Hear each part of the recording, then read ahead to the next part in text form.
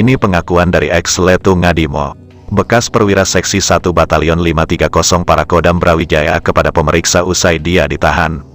Letu Ngadimo adalah anak buah dari Mayor Bambang Supeno, Komandan Batalion 530 Parakodam Brawijaya. Pasukan Yon 530 Parakodam Brawijaya sendiri adalah pasukan yang diperalat komplotan G30 SPKI untuk melaksanakan gerakan 30 September pada awal Oktober tahun 1965. Pasukan ini ada di Jakarta, karena akan ikut dalam perayaan hari ulang tahun ABRI ke-20. Ternyata, Komandan Yon 530 itu telah dibina oleh Biro Khusus PKI. Seperti diketahui, sekitar 1 kompi dari Yon 530 terlibat langsung dalam operasi penculikan terhadap 6 jenderal pimpinan teras Angkatan Darat ketika itu. Letu Ngadimo adalah salah satu perwira yang kemudian ditangkap oleh Angkatan Darat. Berikut ini adalah dialog antara perwira pemeriksa dengan ex-Letu Ngadimo seperti dikutip dari buku Siapa Menabur Angin Akan Menuai Badai, G30 SPKI dan Peran Bung Karno, yang disusun Sugiarso Suroyo. Dalam pemeriksaan ini, perwira pemeriksa atau interogator mengajukan beberapa pertanyaan kepada ex-Letu Ngadimo. Sebelum adanya Koop de Etat di Jakarta, apa yang menamakan diri G30S yang dilakukan oleh Dewan Revolusi? Apakah ada rencana atau persiapan? Begitu salah satu pertanyaan yang diajukan interogator kepada Letu Ngadimo. Lalu, Letu Ngadimo menjawab bahwa persiapan memang dilakukan sebelum dilakukannya kudeta. Sudah, kira-kira tanggal 20 September tahun 1965 telah diprint, akan untuk terus-menerus mendengarkan siaran radio Jakarta. Kalau dari pusat telah terbentuk Dewan Revolusi, supaya diusulkan pembentukan Dewan Revolusi daerah. Di Madiun pun sudah dipersiapkan, kata Letu Ngadimo.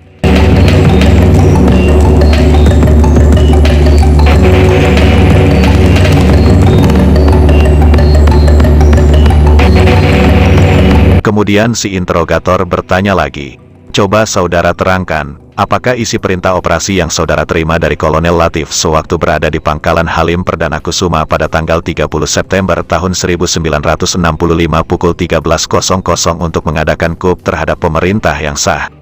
Letu Ngadimo menjawab bahwa memang ada perintah operasi dari Kolonel Latif. Kolonel Latif yang dimaksud adalah Kolonel Abdul Latif, Komandan Brigif 1 Kodam Jaya yang termasuk salah satu pentolan penting di balik gerakan 30 September. Perintah operasi itu tidak bernomor, hanya mempunyai nama Perintah Operasi Takari, dan inti daripada perintah operasi itu mengatur gerakan pasukan dalam pelaksanaan G30S. Disebutkan antara lain, pembagian tugas masing-masing Yon, tugas sektor, logistik, perhubungannya dengan kurir, pengunduran atau konsolidasi, bantuan, kode-kode, larangan. Perhubungan dengan kurir digunakan antara suatu tempat dengan yang menggunakan isyarat atau kode sebagaimana telah diterangkan. Begitu juga antara rakyat dan pasukan dengan pasukan, kata Letu Ngadimo menjawab pertanyaan interogator. Apakah rencana coup yang tak jadi tanggal 20 September tahun 1965 itu dilanjutkan pada tanggal 30 September tahun 1965? Apakah Yon para 530 sengaja disediakan untuk hari ulang tahun ABRI pada tanggal 5 Oktober tahun 1965?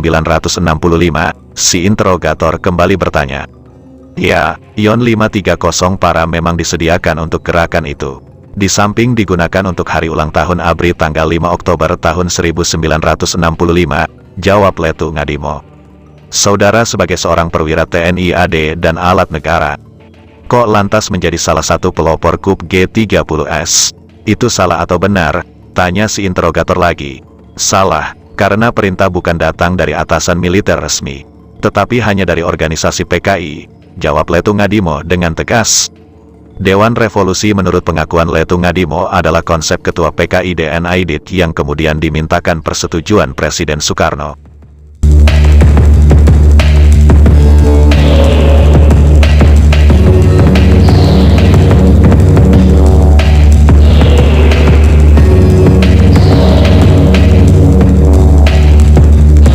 Dikutip dari buku yang sama yang ditulis Sugiarso Suroyo, ex-Mayor Bambang Supeno, mantan Danyon 530 para yang notabene atasan Letu Ngadimo juga mengungkapkan hal yang tak jauh beda.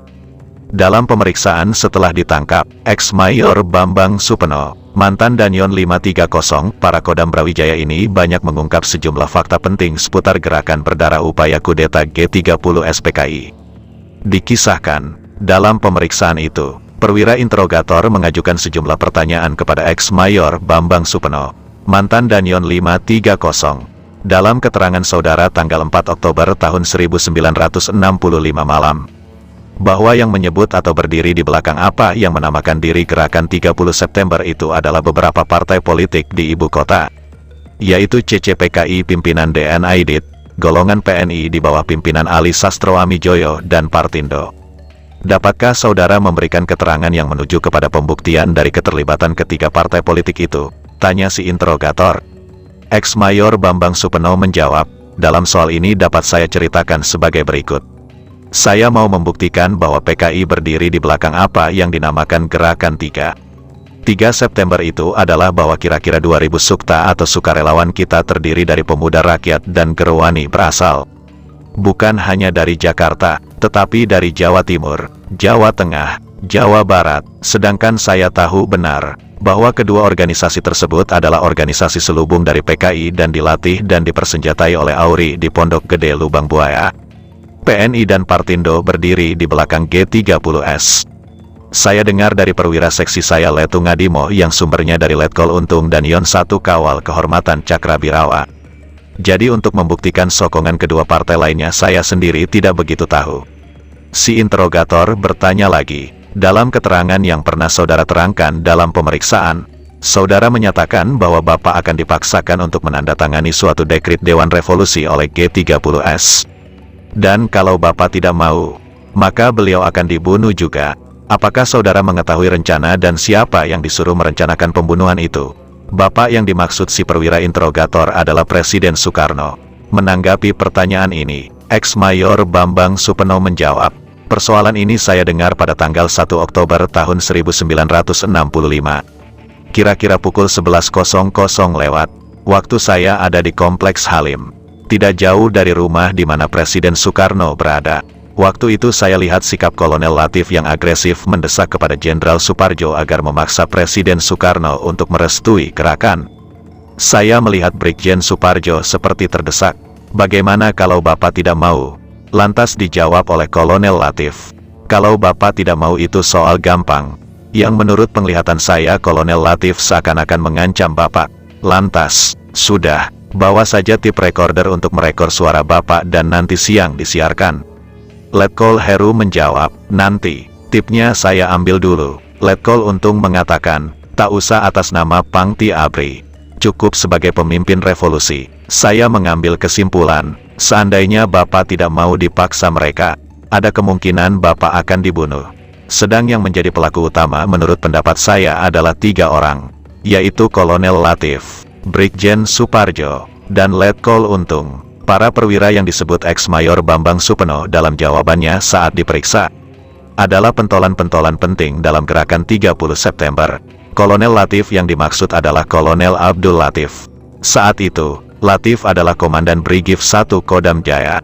Sementara Jenderal Suparjo yang dimaksud tak lain adalah Brigjen Suparjo, Pangkopur 2 Kolaga yang bermarkas di Bengkayang, Kalimantan. Letkol Untung sendiri adalah Letkol Untung Syamsuri, Komandan Batalion 1 Kawal Kehormatan Resimen Cakrabirawa, pasukan pengawal Presiden Soekarno. Sementara Letkol Heru tak lain adalah Letkol Heru Atmojo.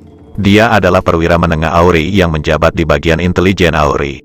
Dalam susunan Dewan Revolusi yang diumumkan lewat RRI, Letkol Heru Atmojo didapuk sebagai Wakil Ketua Dewan Revolusi bersama dengan Brigjen Suparjo.